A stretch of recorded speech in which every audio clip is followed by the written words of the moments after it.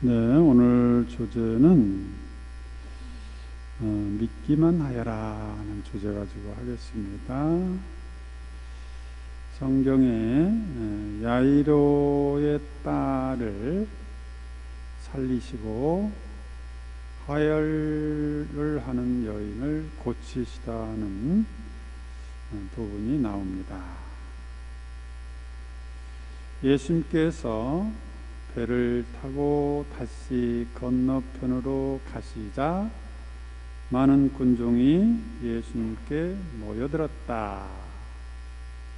예수님께서 호숫가에 계시는데 야이로라는 회당장이 와서 예수님을 뵙고 그분 앞에 엎드려 제 어린 딸이 죽게 되었습니다. 가셔서 아이에게 손을 얹으시어 그 아이가 병이 나아 다시 살게 해주십시오 하고 간곡히 청하였다.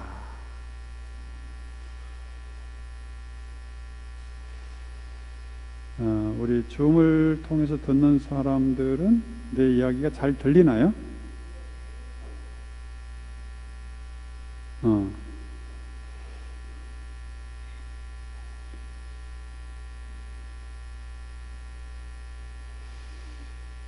제 어린 딸이 죽게 되었습니다. 가셔서 아이에게 손을 얹으시어 그 아이가 병이 나 다시 살게 해주십시오 하고 간곡히 청하였다.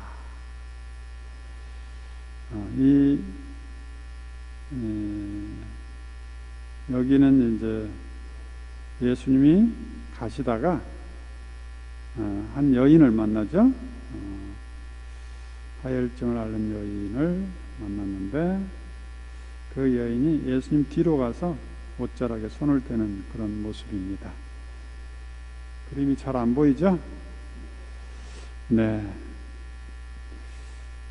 그때 야이로 회당장은 예수님이라면 자신의 내면에서 솟아오르는 딸에 대한 애정과 딸을 살릴 수 있는 유일한 길이 예수님의 손길만을 믿고 예수님께 나온 것이겠죠.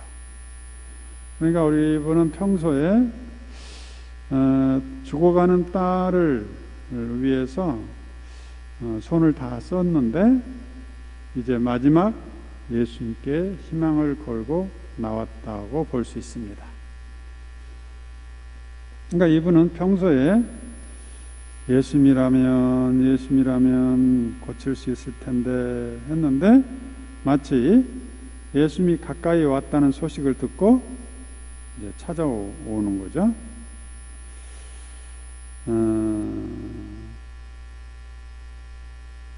이 사람은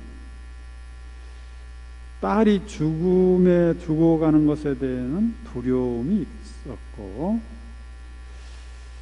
그 두려움 앞에서 어떻게 살아갈까 늘 그것이 이 사람이 어떻게 딸이 죽지 않도록 어떻게 할까 그것이 관심사였죠. 그리하여 예수님께서는 그 회당장의 말을 듣고 이제 그 집에 가는 거예요. 그런데 너무 많은 군중이 그분을 따르며 밀쳐댔다. 그 가운데 12해 동안이나 하혈하는 여자가 있었다. 그 여자는 숱한 고생을 하며 많은 의사의 손에 가진 것을 모두 쏟아부었지만 아무 효험도 없이 상태만 더 나빠졌다. 그러니까 상황은 똑같은 상황이죠. 야이로라는 사람은 딸이 죽어가는데도 여러 가지 백방으로 노력을 해봤지만 살릴 수 없어 다 죽어가고 있는 거고, 이 하엘라는 여인도 12해 동안이라도 이렇게 온갖 병을 고치려고 온갖 재산을 다 탕진하고 이제 어떻게 보면 마지막 희망으로 예수님께 달려와서 예수님의 옷자락에 손을 대는 그런 모습입니다. 그러니까 이렇게 율법적으로는 이 부정탄 여인은 사람을 만지면 안 되는 거죠. 그것 때문에 뒤로 가서 몰래 하고 있는 거예요.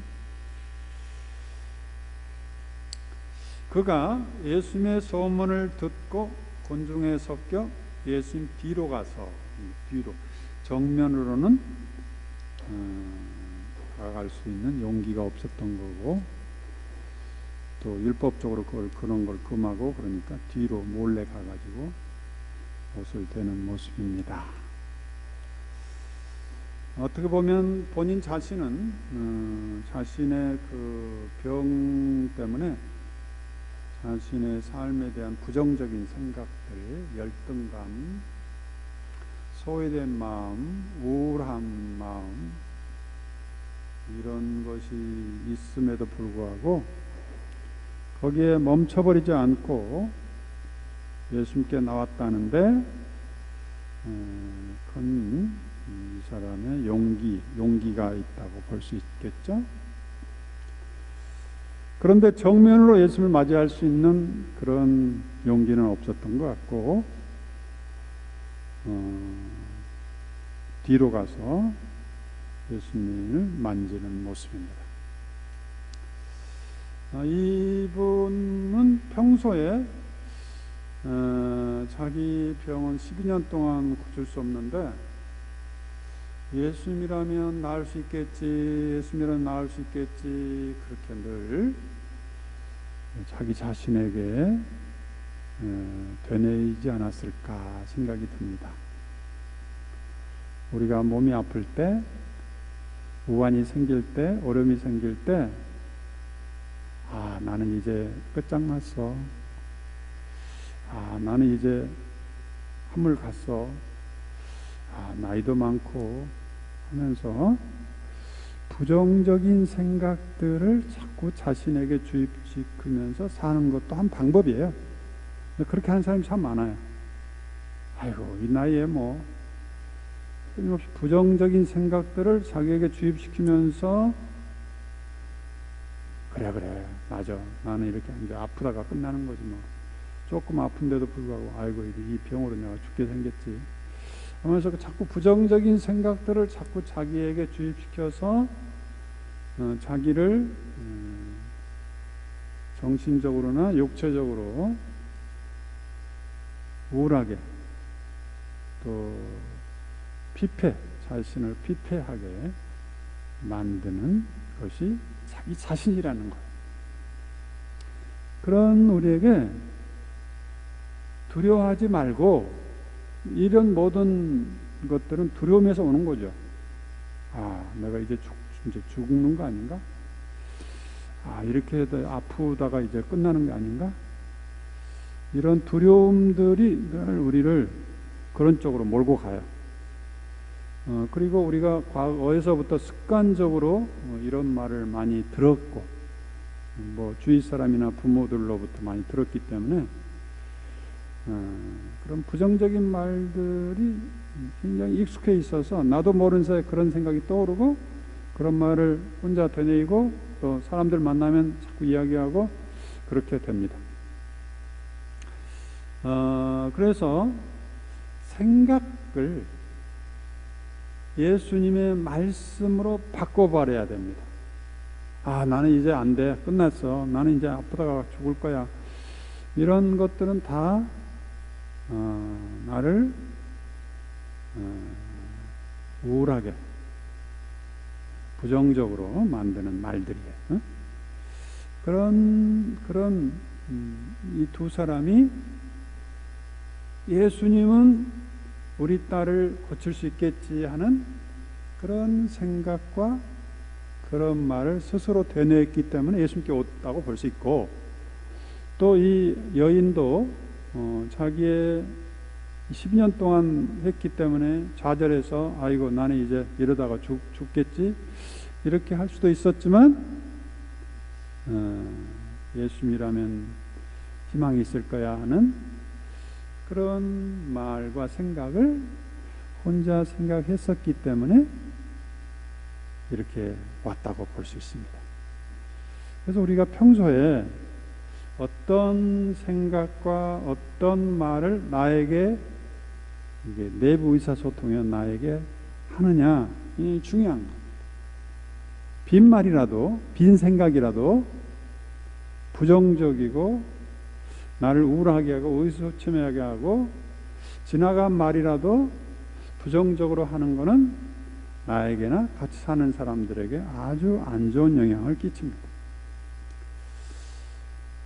그래서 오늘은 그런 도전을 우리가 받아야 우리가 과거에서부터 습관적으로 했던 것들 때문에 나도 모르는 사이에 그런 말이 나오고 생각이 나오고 나는 되는 게 없어 뭐 이런 생각들이 늘 떠오르고 그렇죠. 이런 싹을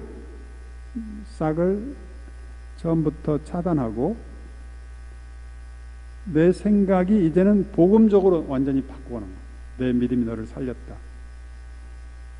믿기만 하여라. 두려워하지 말고 믿기만 하여라. 이런 말을 자주 하는 사람하고 아이고 나는 이제 소화도 안 되고 이제 다 죽게 생겼네. 이런 말을 스스로 되뇌이는 사람하고 하루의 질이 다르겠죠? 신앙인이라는 것은 바로 우리의 매 순간이 하나님의 말씀으로 울려 퍼지게 하는 거예요. 이 여인이 내가 저분의 옷에 손을 대기만 하여도 구원을 받겠지 이런 말을 혼자서 자주 되뇌었다고 볼 수 있죠. 그래서 우리도 주님은 나를 치유해 주시고 구원해 주시고 평화를 주시고 사랑해 주시고 해 주시겠지 하는 생각을 늘 품고 사는 것, 이것이 구원의 지름길이에요. 왜? 주님은 그렇게 하고 싶어요. 우리를 사랑하시니까. 우리가 태어날 때부터 우리를 잘 아시고 그렇게 되기를 원하시는데 우리가 어려서부터 잘못된 생각의 습관들, 말들 이런 것들에 세속화돼 가지고 신앙인데도 불구하고 자꾸 그런 생각들이 떠오르고 또 그런 말을 사람들 만날 때 자꾸 이야기하게 됩니다. 이게 바로 뒷담화라고 볼 수 있죠. 습관적으로 하는 거예요. 자기도 모르는 사이에. 그래서 우리가 그런 것들을 복음화해야 늘 껴있게 되겠죠. 과연 그러니까 이 여인이 가지고 있는 장점은 자기 자신에게 이런 말을 늘 외쳤다는 거예요. 내가 저분을 어떻게든지 만나고 옷자르게만 손 한 번만 떼더라도 구원을 얻겠지 하는 긍정적인 생각이 늘 지배했다고 볼 수 있죠. 과연 곧 출혈이 멈추고 병이 나은 것을 몸으로 느낄 수가 있었다. 그러니까 평소에 생각했던 것이 주님의 은총으로 저한테 이루어진 거죠. 예수님께서는 곧 당신에게서 힘이 나간 것을 아시고 곤중에게 돌아서서 누가 내 옷에 손을 대었느냐 하고 물어보신 거예요. 이 여인은 지금 부끄러워가지고 조용하게 끝내려고 생각을 했는데 몰래 그냥 손 한번 딱 잡고 치유됐다고 도망가려고 그러는데 예수님께서 그거를 아시고 굉장히 민감성이 있었다고 볼 수 있어요. 많은 사람들이 막 밀치고 제자들이 이렇게 사람이 밀치는데 누가 밀었다 다 밀었는데요 하고 그런 말을 하는데 예수님은 아주 민감하게 누가 내 옷에 손을 대었느냐 하고 말씀하시는 겁니다. 몰래 치유된 것이 아니고 주님의 배려로 당당하게 하느님의 소중한 딸로서 당당하게 하느님의 딸로서 치유됐다는 것을 예수님은 알려주고 싶은 거죠. 그냥 우리가 병원에 가서 치유받을 때 내 돈 내고 당당하게 치유받을 수도 있지만 돈이 없어가지고 그냥 이사장 저자장 해가지고 치유받을 수도 있죠. 그런데 우리가 떳떳한 거는 정말 내가 당당하게 내가 내 돈 내고 내가 좀 요구도 할 수도 있고, 그러나 수세로 몰려서 내가 치료해주면 고맙고 안 해주면 뭐 이렇게 기다려야 되는 이런 치유도 있죠.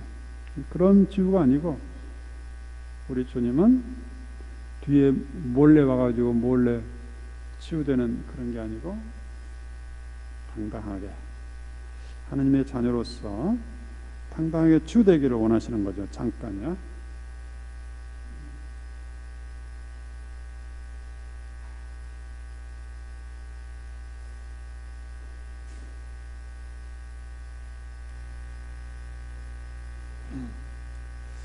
네, 전기가 나갔어요.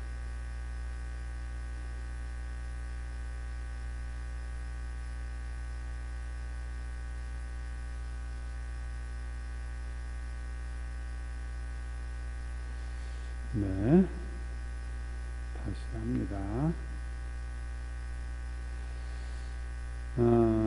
그래서 누가 내 옷에 손을 댔느냐 하고 물어보시면서 예수님은 묻혀버릴 수 있는 이 여인의 치유의 사건을 거기 주위에 모이는 많은 사람들에게 공식화하면서 이 여인이 이 공동체의 소중한 존재요 중심이다 하는 것을 이야기하고 있죠. 예수 성경에 가난한 사람들, 병자들 이런 사람들이 예수님을 만날 때는 그 사람들이 주인공이 됩니다. 예수님과 여인과 주인이 되는 거죠. 그러면서 지금까지 소외됐던 이 여인이 공동체의 소중한 존재로 하느님의 자녀로 하느님의 아들, 딸로 회복되는 거예요. 이것 때문에 예수님이 물어본 거. 그냥 단순히 치유만을 생각했다면 그냥 조용히 치유받고 가게 놔뒀겠죠. 왜냐하면 이 여인이 자기 병을 부끄러워하는 것을 의식했기 때문이죠. 그러나 그보다 더 중요한 게 이 여인이 인격적으로 공동체의 소중한 존재요. 이제는 병이 걸려있는 그런 부정한 여인이 아니고 공동체의 소중한 존재라는 것을 선언하는 거죠. 인격적인 치유와 육체적인 치유를 함께 하시면서 누가 내 옷에 손을 대느냐 하고 공식하는 거죠. 이처럼 하느님의 자비를 받는 한 여자 주인공임을 공식화하면서 이스라엘 백성 공동체가 이 가난한 사람들을 중심으로 하느님을 찬미하는 공동체로 탄생하도록 도와주고 있는 거죠. 하여튼 그 부인은 자기에게 일어난 일을 알았기 때문에 두려워 떨면서 예수님 앞에 엎드려 사실대로 아뢰었는데, 두려움 속에서도 예수님께 믿음을 가졌다는 것을 볼 수가 있겠고요. 두려움 속에서 몰래 하였던 행동을 밝은 데서 드러내주고 싶은 주님을 만난 거죠. 주님의 축복받는 자녀로서의 떳떳함과 하나님의 자녀로서의 존엄을 회복하도록 도와주시는 예수님을 만나게 됩니다. 이처럼 우리가 복음을 묵상할 때 이 여인과 이 예수님과의 만남에서 드러나는 관계 역동성을 보면서 예수님을 제대로 이해하게 됩니다. 보세요. 예수님께서 많은 사람들이 밀치니까 한두 사람이 밀치겠어요? 그런데 그 중에서 한 여인에게 당신의 의식을, 당신의 관심을 돌리고 있는 거죠. 그래서 여기서의 공동체 중심은 예수님과 여인이죠. 이 여인은 이런 예수님을 만나서 일생일대에 아주 영원한 만남이 되는 거죠. 우리 노래 있죠? 우리 만남의 영원한 만남이다. 영원 어떤 말씀을 기억했을까? 누가 내 옷자락에 손을 대느냐는 그분의 음성을 기억했을 것이고, 그 다음에 이 여인이 드러냈을 때 내 믿음이 너를 보냈다. 내 믿음이 너를 보냈다 하는 주님의 음성을 평생 동안 간직하면서 이 말씀이 이 여인을 살려냈을 것입니다. 이런 의미에서 말씀이 사람이 되시 우리 가운데 살아있게 되는 거죠. 이처럼 성경을 볼 때 우리가 예수님이 뭐라고 했는지, 어떻게 행동했는지, 어떻게 당신을 드렸는지 이해하면서 중요한 게 예수님은 누구와 관계 맺는가 중요한 그 관계에 무엇이 오고 갔는가 중요한 거. 예수님이 여인에게 누가 내 옷자락에 손을 댔습니까? 하고 물어보는 거예요. 아마 예수님은 어느 정도 누군지 알았을 거예요. 그러나 질문을 던지면서 여인이 스스로 용기를 갖고 나오기를 기다렸겠죠. 이 여인이 용기를 갖고 나왔을 때 여인아 참으로 내 믿음이 장하다. 내 믿음대로 될 것이다 하면서 이 여인이 부끄러움과 두려움 속에서 선택했던 이 옷자락 만지는 이런 용감한 행동을 공식화하면서 바로 이렇게 작은 믿음이라도 그 믿음을 가지고 예수님께 다가올 때 예수님은 그 작은 믿음을 아주 큰 소중한 그 인생을 완전히 새롭게 변화시키는 그런 사건으로 만들어 버리신다. 그런 이야기입니다. 그래서 이때 여인은 얼마나 기뻤을까 한번 바라보는 거. 그러니까 예수님과 이 여인 사이에 오고 가는 대화를 바라보는 거예요.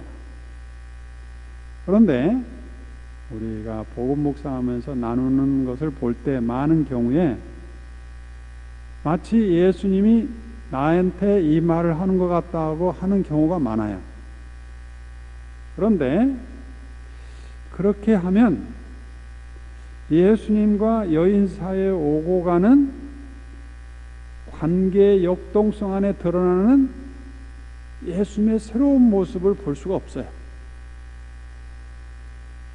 그러니까 이 성서 보자마자 예수님이 이 여인에게 하는 것처럼 나한테 이런 말을 하는 것 같다 하고 소설을 써버리면 이걸 성서 물타기라고 하는 물타기. 왜? 나는 이렇게 12년 동안 하혈증을 앓으면서 공동체로부터 소외당하고 부정탄 여인으로 체험한 적이 없거든.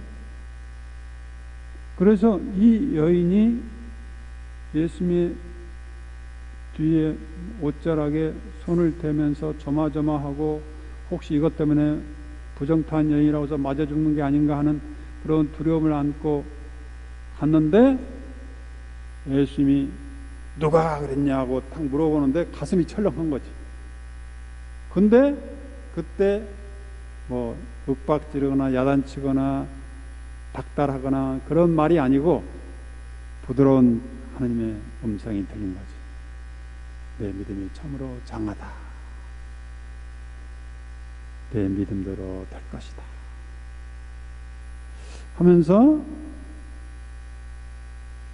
부정적인 부정탄 여인이란 그런 말이 아니고 하나님의 소중한 존재라는 그런 말을 들으면서 한 인격적으로 치유가 되는, 인격적으로 회복되는 거죠. 그리고 치유도 된 거죠. 그랬을 때 이 여인은 그 순간이 영원한 순간이 있고 기쁨으로 충만하고 삶이 완전히 새롭게 탄생하는 순간이고, 그 주님의 음성을 늘 반복하면서 들었을 거예요. 가슴에 마치 심장이 움직일 때마다 그분께서 나에게 여인아 참으로 장하다, 내 믿음대로 될 것이다 하는 그 주님의 음성을 들은 거지.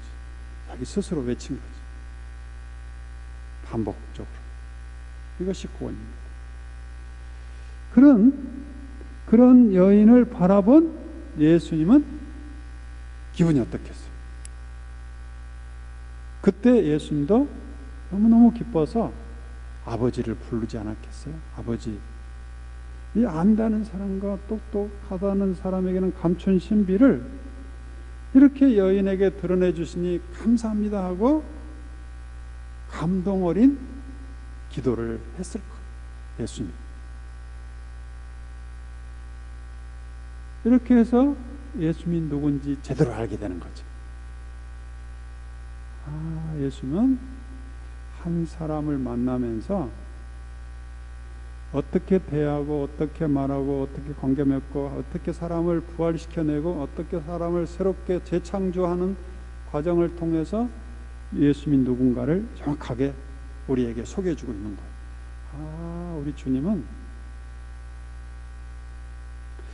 정말 소외된 한 여인을 하느님의 소중한 존재로 탄생하도록 새롭게 자기를 바라보고 자기의 존재감을 새롭게 회복하도록 질문해 주시고 함께 해주시고 격려해 주시는 그런 분이다. 이런 주님을 내가 알고 사랑한다는 게 얼마나 축복인가. 이런 걸 전제로 하고 그 다음에 이 주님이 나에게도 똑같이 이 여인에게 하는 것처럼 질문해 주시고 격려해 주시고 내 믿음이 너를 살렸다고 하시는구나. 그 말을 마치 나에게 하는 것처럼 들릴 때 내 마음도 이 여인의 마음처럼 기쁨으로 충만하다. 이것이 복음 나눔의 핵심이에요. 이렇게 하도록 제가 여러분을 지금 안내하고 있는 거예요. 그런데 많은 경우가 예수님과 여인 사이에 오고 가는 이 역동성에 머물지 않고 성서 읽자마자 아이고 이 말씀은 나한테 하는 것 같아요. 그리고 그 다음에 이제 소설 쓰는 거죠. 여러 가지. 그러면 나쁜 건 아니에요. 자기 이야기하는 것보다는 낫죠. 그런데 너무 피상적으로 물타기가 돼버려요. 왜? 이 여인이 처한 이 처지, 정말 돌 맞아 죽는 거냐, 아니면 12해 동안 내가 소외당했던 그런 처지 내가 아니기 때문에 내가 잘 먹고 잘 살고 지금 여차하면 텔레비 틀고 즐기고 있으면 그런 나에게 주님이 내 믿음도 될 것이라 했을 때 그게 그렇게 이 여인처럼 의미 있게 와닿아요? 해주니까 고맙지만 금방 잊어버려요. 그래서 그렇게 하지 말라는 거예요. 우리 많은 교우들이 성경 읽자마자 마치 이것이 나한테 하는 소리 같아요. 그렇게 하면 안 돼요. 우리가 영화 볼 때, 그죠? 영화, 어떤 영화가 생각나나요? 영화, 우리가 다 본 영화, 사운드 오브 뮤직 봤죠? 그 영화에 마리아라는 가정교사가 나오죠. 수녀였다가 이제 마리아가 결혼하게 되는데, 마리아가 얼마나 아름다워요. 아름다운 마리아의 모습을 보면서 감동을 하고 기뻐하는 거죠. 그런데 영화 보자마자 내가 마리아야, 내가 마리아, 그렇게 보지 않잖아요. 내가 마리아인 것처럼 느껴진다, 그렇게 하지 않잖아요. 밖에서 바라보는 거예요. 성경도 또 마찬가지예요. 성경의 인물을 나로 대치해버리면 안 돼요. 그러면 피상적이 돼요. 성경의 인물과 예수님을 내가 영화 보듯이 밖에서 바라보는 거예요. 밖에서. 성경 속으로 들어가 버리면 안 돼요. 밖에서 바라보면서 예수님과 이 여인 사이에 오고 가는 기쁨, 충만함, 새로운 변화, 그러면서 거기에 드러나는 예수님을 잘 알고 사랑하기 위한 거예요. 이해가 됐죠? 네네. 굉장히 중요한 부분인데 이것을 정확하게 알려준 사람이 없기 때문에 많은 사람들이 성경 읽자마자 마치 이것이 나한테 하는 소리 같대요 하고 그냥 물타기 하고 끝내버리는 거예요. 물론 그렇게 해서 잘못됐다는 건 아니에요. 그렇게도 할 수가 있어요. 그러나 너무 가벼워요. 왜? 내가 예수님이 그런 말을 한 것처럼 여겨져요 했을 때 예수님이 이 여인과 오고 가는 그 예수님의 진면목을 잘 드러나지 않거든요. 비상적으로. 예를 들어 이 여인이 나병 환자라고 생각해 보세요.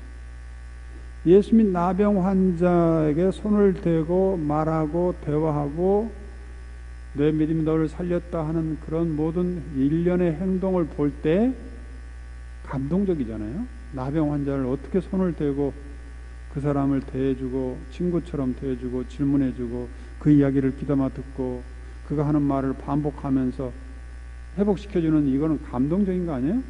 그런데 나병 환자를 자기로 대체하고 마치 예수님이 나에게 질문하는 것 같아요. 그렇게 끝내버릴 때 무게가 다르죠. 무게가.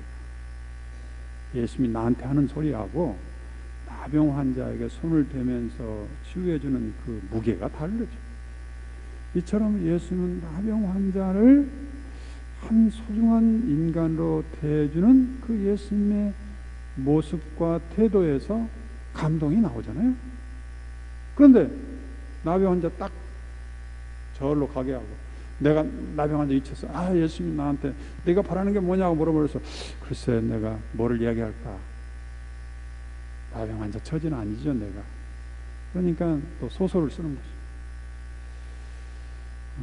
물론 그렇다고 나쁜 건 아니에요. 이렇게 할 수도 있어요. 그러나 이거는 성경을 너무 가볍게 취급해 버려요. 이해가 되죠? 굉장히 중요한 부분이에요.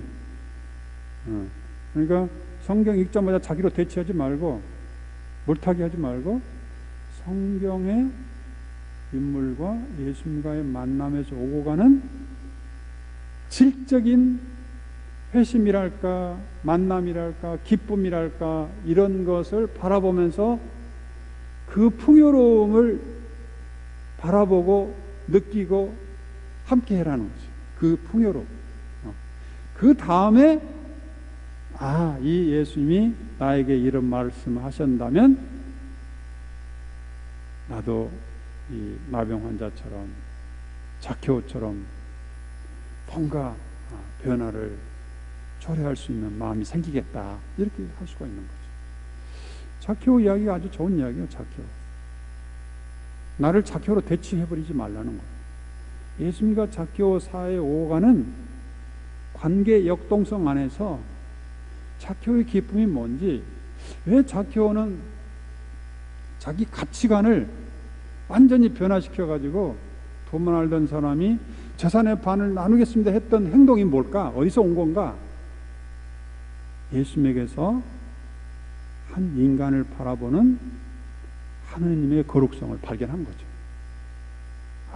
사람을 만난다는 게, 사람이란 것이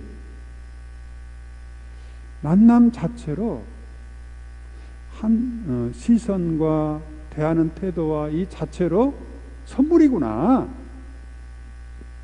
예수님이 뭐 갖다 준가, 나는 너에게 은총 주니라 그런 것도 없잖아요.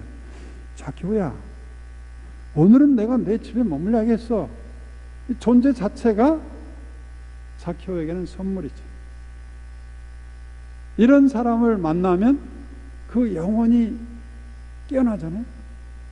그래서 자키오는 돈 하면서 살았던 인물이었는데, 야, 돈이란 게 이게 아무것도 아니구나.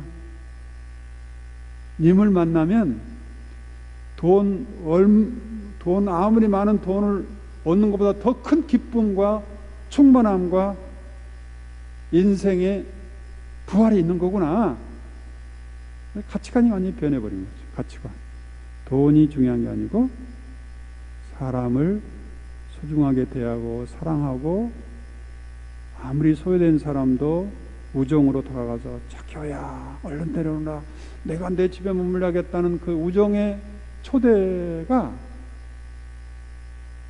마치 하느님이 자기를 부르는 것처럼 새로운 탄생이 시작되는 거예요. 이렇게 예수님과 자키오 사이에 죽어가는 관계 안에서의 이 풍요로움, 기쁨, 충만함, 하늘나라를 얻는 기쁨, 이 두 사람이 오고 가는 이 관계 안에서의 그 충만함을 바라보면서 마치 난로를 쬐듯이 바라보면서 기뻐하고 고마워하고, 이것을 안 것에 대해서 감사하고, 이게 복음 묵상이고, 이렇게 하면서 그걸 이제 나한테 적용할 때는 그 다음에 이렇게 한 다음에는 적용해요. 마치 주님께서 자키오에 한 것처럼 나에게도 이렇게 프란치스코, 내가 오늘 너의 집에 머물러야겠다 하는 것처럼 느껴지고, 주님이 우리 집에 오셔서 나를 완전히 새로운 존재로 해주는 것 같아서 자키오처럼 내 마음도 풍요롭습니다. 이렇게 할 때 복음 묵상이 얼마나 풍요로운 하늘나라 잔치가 되는 거예요. 멋있죠? 이렇게 알려준 사람이 흔치가 않아. 이게 굉장히 중요한 부분이에요. 저도 오랫동안 이거를 여러분과 씨름하면서 배운 거죠. 그리하여 예수님께서는 그와 함께 나서셨다. 이건 이제 회당장, 이제 여인과의 대화는 이제 끝냈고, 이제 회당장의 아들 야이로의 딸을 이제 찾아가는 거죠. 군중이 그분을 따르며 밀쳐댔다. 그 가운데 이거는 이제 끝냈고, 그 다음에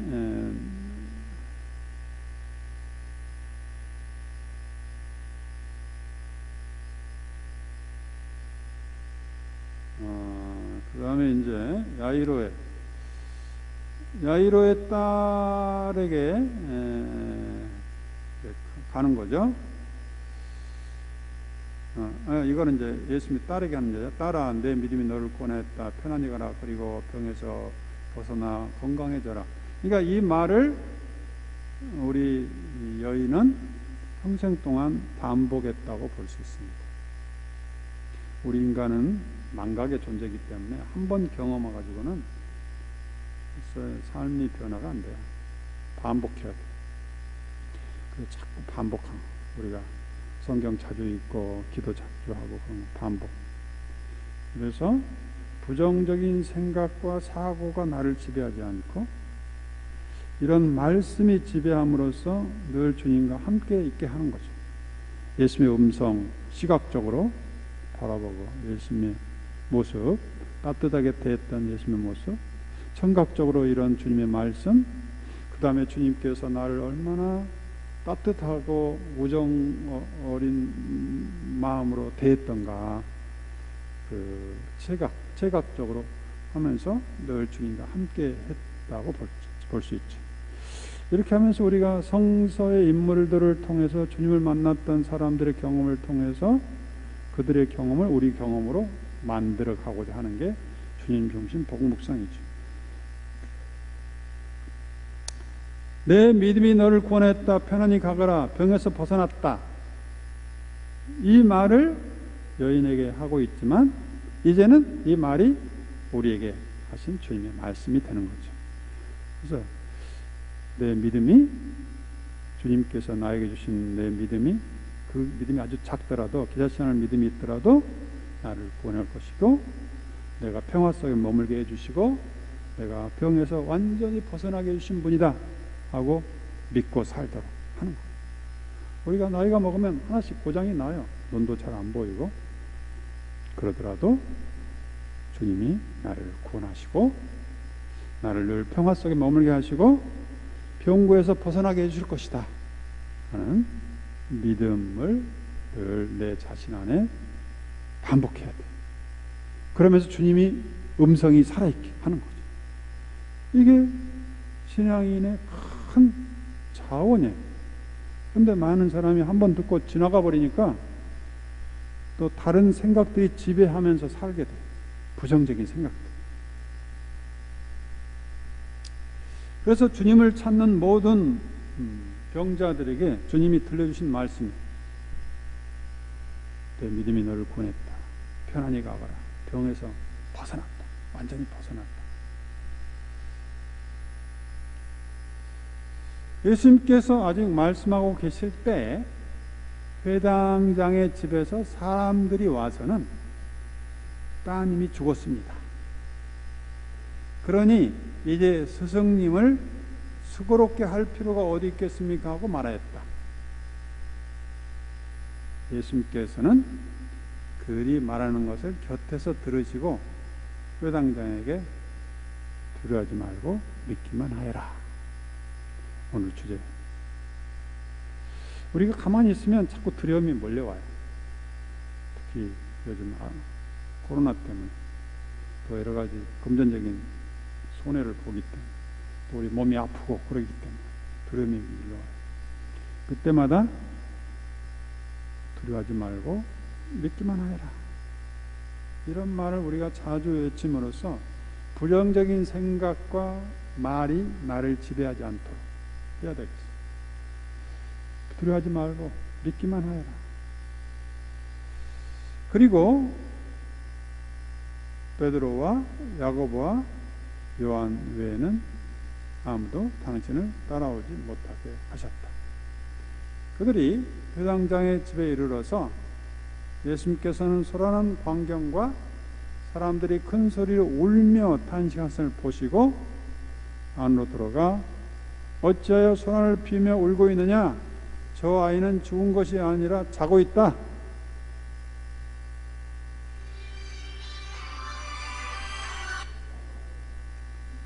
네, 미안합니다.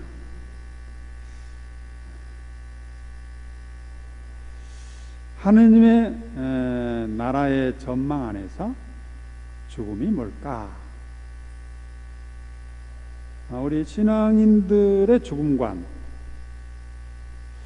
믿지 않는 사람들이 바라본 죽음과 신앙인들이 바라는 죽음은 달라야 된다는 거죠. 예수님이 그랬죠? 저 아이는 죽은 것이 아니라 자고 있다. 예수님은 죽음을 잠자는 것으로 바라보고 있다는 거죠. 죽음은 하느님 안에서 잠자는 것이다. 생과 사, 생명과 죽음을 창조하시고 지배하시는 하느님 안에서 죽음은 하느님께는 잠자는 것이다. 이런 의미에서 죽음아 내 독침은 어디 있느냐 하는 말이 나옵니다. 죽음아 내 독침은 어디 있느냐. 그러니까 죽음으로 모든 것이 끝난다는 그런 사고에서 벗어나서 죽음은 하느님께 나아가는 새로운 과정이다. 고린도전서 15장에 보면 내가 이제 심오한 진리 하나를 말씀드리겠습니다. 우리는 죽지 않고 변화될 것입니다. 여기서 이 죽지 않고는 진짜 죽지 않는다는 게 아니고 독침이 있는 죽음이 아니고 잠자고 있는 죽음으로 이해하는 거라고 볼 수 있죠. 죽지 않고 주님 안에서 잠자는 변화를 초래하게 됩니다. 마지막 나팔 소리가 울릴 때 순식간에 눈 깜빡할 사이에 죽은 이들은 불멸의 몸으로 살아나고 우리 모두는 변화될 것입니다. 죽은 사람은 불멸의 몸으로 변화되고 살아있는 사람은 모두 새로운 존재로, 하느님 안에 새로운 존재로 변화될 것입니다. 썩을 몸은 불멸의 옷을 입어야 하고 죽을 몸은 불사의 옷을 입어야 하기 때문입니다. 이 썩을 몸이 불멸의 옷을 입고 죽을 몸이 불사의 옷을 입게 될 때 승리가 죽음을 삼켜버렸다. 죽음의 위력은 없어졌다. 그래서 우리가 죽음아 내 승리는 어디 갔느냐? 죽음아 내 독침은 어디 있느냐? 그러니까 죽음이 가지고 오는 온 세상을 무로 만들어버리는 그런 독침은 없어졌다. 왜? 우리는 하나님 안에 살아있다. 그런 이야기다. 이걸 예수님은 잠자고 있다는 걸로 표현하고 있습니다. 죽음의 독침은 죄요. 죄의 힘은 율법입니다. 이건 좀 몰라도 돼요. 이거 설명하려면 좀 시간이 걸립니다. 그러나 우리 주 예수 그리스도를 통하여 우리에게 승리를 주신 하느님께 감사합시다. 그러니까 예수님이 우리 죽음을 다 업으시고 죽음의 고통을 하느님 안에서 부활로 역전시켰기 때문에 이제 예수 그리스도를 통하여 우리에게 죽음에 대한 승리를 주신 하느님께 감사드립시다 하는 거죠. 그러니까 죽음마저도 두려워할 필요가 없다. 그들은 예수님을 비웃었다. 예수님이 잠자고 있다고 하니까 예수님이 그들을 다 내쫓으신 다음에 아버지와 어머니와 당신의 일행만을 데리고 아이가 있는 곳으로 들어가셨다. 그리고 아이의 손을 잡고 말씀하셨다. 소녀야, 내가 너희에게 말한다. 일어나라. 소녀야, 일어나라. 우리 모두는 주님 앞에서 다 소녀예요. 소녀. 100살 이내에 있는 사람 다 소녀예요. 소녀. 내가 하느님 안에서 소녀다. 우리 하느님 영원한 세월의 하느님이잖아. 수천 년, 수만 년, 수백 년. 100년이라는 건 어린아이라고 할 수 있죠. 이처럼 죽음을 지배하신 주님께서 소녀의 손을 잡으시고 소녀야 일어나라 하는 이런 모습은 시각적으로 죽음이 예수님의 손길, 예수님의 말씀 안에서 독침이 사라졌다. 죽음은 하느님 안에서는 생명으로 바꿀 수 있는, 바뀌어지는 잠자는 것과 똑같다 하는 걸 이야기해 주었어요. 그래서 두려워하지 말고 하느님을 믿어라 하는 내용이 바로 죽음까지도 우리가 두려울 필요 없다. 그러자 소녀가 일어나 걸었다. 소녀의 나이는 12살이었다. 사람들은 몹시 놀라 넋을 잃었다. 죽은 사람이 살아나니까 예수님께서는 아무에게도 이 일을 알리지 말라고 그들에게 거듭 분부하고 나서 소녀에게 먹을 것을 주라고 이르셨다. 여기에서 메시지는 두려워하지 말고 믿기만 하여라. 두려움이 밀려올 때는 우리가 심하게 흔들리면서 우리가 내부적으로 부정적인 생각과 말을 계속 반복합니다. 우리도 모르는 사이에 불안하니까. 그때 주님께서 우리에게 두려워하지 말고 믿기만 하여라 이 말을 자꾸 반복하면서 그런 부정적인 생각들을 다 멀리 보내야 되는 거예요.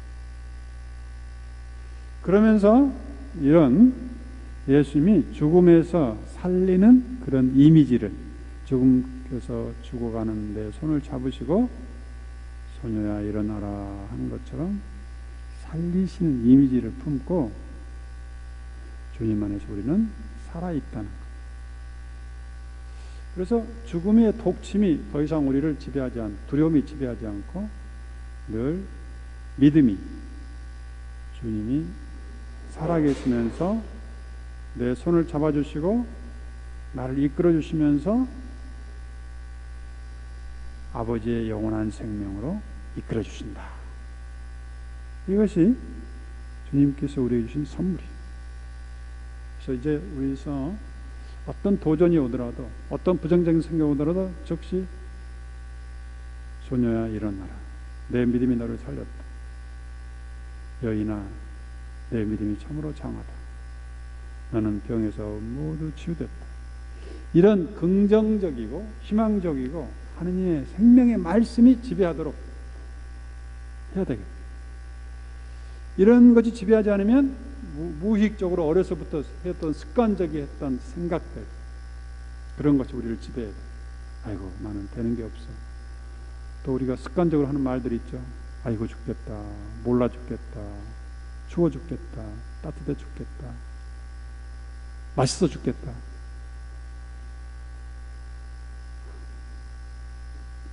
기뻐 죽겠다. 기뻐도 죽어버려요. 이런 말은 바꿔버려요. 기쁘면 기쁘지 왜 죽어버려요? 물론 우리 너무 극단적인 표현들인데 이런 표현들이 나를 죽음으로 몰아간다는 거죠. 그런 의미에서 그것 때문에 그런지 모르지만 우리나라에서 자살률이 OED에서 1위라 하잖아요. 1위. 왜 그러겠어? 모든 걸 다 죽음으로 연결해 버리는 거죠. 아이고 살겠다 바꿔야 돼. 내 믿음 너를 살렸다 그러지, 너 믿음 너를 죽였다 그런 거 아닌데 우리는 반대로 자꾸 그런 말을 되뇌이고 말하고 행동하고 그러죠. 이제는 빈말이라도 아이고 살겠다 이렇게 하시라 이거지. 응? 아이고 나는 이제 뭔가 오늘 하루 뭐가 일어날지, 아이고 오늘 또 어떻게 되나, 비가 오고 이렇게 보지 말고 하느님의 축복의 비가 내리는구나, 빈말이라도 이렇게 하면서 예수님이 의식적으로 이 여인에게 내 믿음이 살렸다, 너는 병에서 해방됐다, 의식적으로 자꾸 긍정적이고 희망적이고 생명을 주는 말을 자꾸 하시는 거예요. 그래서 우리도 의식적으로 이런 말이 습관적으로 나오도록 반복해야 돼요. 내 믿음이 너를 살렸다. 이렇게 해서 여러분이 부정적인 말을 선택하지 말고 의기소침한 말을 선택하지 말고 빈말이라도 그런 생각도 하지 말고 그런 생각이 드는 순간 야, 또 악의 세력이 나를 이런 구렁텅이로 몰고 가는구나, 두려움으로 몰고 가고 있구나 즉시 의식하면서 주님 제가 이 말 대신에 앞으로 죽겠다가 아니라 살겠다, 나는 안 된다 하구나, 나는 된다. 그 다음에 우리 천주교 신자들이 늘 써먹는 말들이 있죠. 나는 몰라요 하는 대신에 주님, 신부님 내가 주님을 믿고 한번 해보겠습니다. 나는 부족해요 말 대신에 내가 주님이 내 함께 계시면 내가 믿기 시작했습니다. 나는 아는 게 없어요. 이런 말들이, 부정적인 말들이 판을 치니까 우리 천주교 신자들이 집단 체면이 걸려 있어요. 모태신앙이 돼버린 거. 이건 아주 심각한 거 아니에요? 어떻게 이렇게 됐어요? 예수님은 이렇게 생명의 말씀으로 가득 채워놨는데 그런 말은 다 사라지고 못해요, 부족해요, 아는 게 없어요, 나는 자격이 없어요, 나는 믿음이 없어요, 없어요 시리즈를 늘 반복하고 있는 거예요. 말이 돼요 이게? 말도 안 되죠? 성서에 그런 게 있으면 어디 봐요. 없어요. 그래서 이제는 이런 거를 이제 떨쳐버리고 선택해야 돼. 뭘? 생명의 말씀. 말씀은 살아있고 힘이 있으며 어떤 쌍날보다 더 날카롭게 우리를 과거 떨쳐버리고 새롭게 부활시켜내는 거죠. 이렇게 해서 여러분이 하혈증을 앓는 여인에게 주셨던 말씀, 여인아 장하다 내 믿음이 너를 구원했다 하는 말씀, 또 야이로에게 하신 말씀, 두려워하지 말고 믿기만 하여라. 그 다음에 소녀에게 소녀야 일어나라. 이런 말씀이 우리를 늘 반복하면서 풍요롭게 하기를 바랍니다. 성부와 성자와 성령의 이름으로 아멘. 영광이 성부와 성자와 성령께. 네, 감사합니다.